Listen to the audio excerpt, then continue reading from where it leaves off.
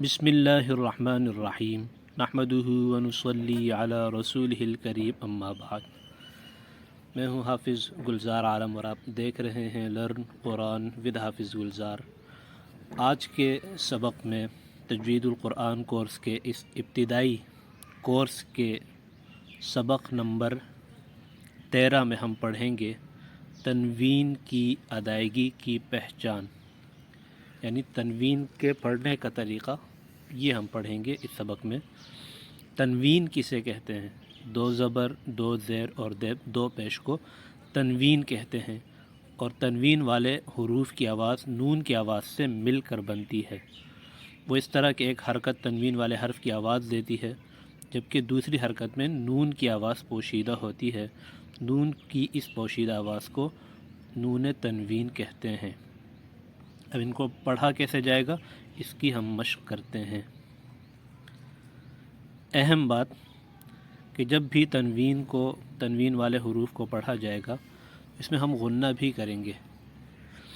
اگر تنوین کے بعد حروف حلقی میں سے اور لام را، حروف حلقی اور لام را کے علاوہ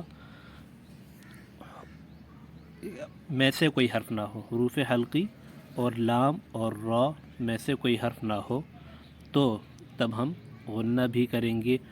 ہاں، اگر حروف حلقی میں سے یعنی حمزہ، ہا، عین، ہا، غین، خا، حلق زیادہ ہونے والے یہ حروف اور لام اور را، ان میں سے کوئی حرف ہو تو پھر غنہ نہیں ہوگا۔ لیکن چونکہ اکثر حروف وہ ان حروف کے علاوہ ہے، لہذا ان تنوین کو پڑھتے ہوئے ہم غنے کے ساتھ مشق کریں گے۔ ہاں، آخر میں بغیر غنے کے پڑھنے کا طریقہ بھی بیان کیا جائے گا۔ بن، تن، ثن، بطرا، رغدا، قدرا، بنت، سن، عمد، قمر، لهب، بنت، ثن، أحد، بشر، عمل۔ اب اگر ان کے بعد حروف حلقی میں سے کوئی حرف آتا ہے تب غنہ نہیں ہوگا، تو پھر بن، تن، ثن پڑھیں گے، بطرا، رغدا، قدرا۔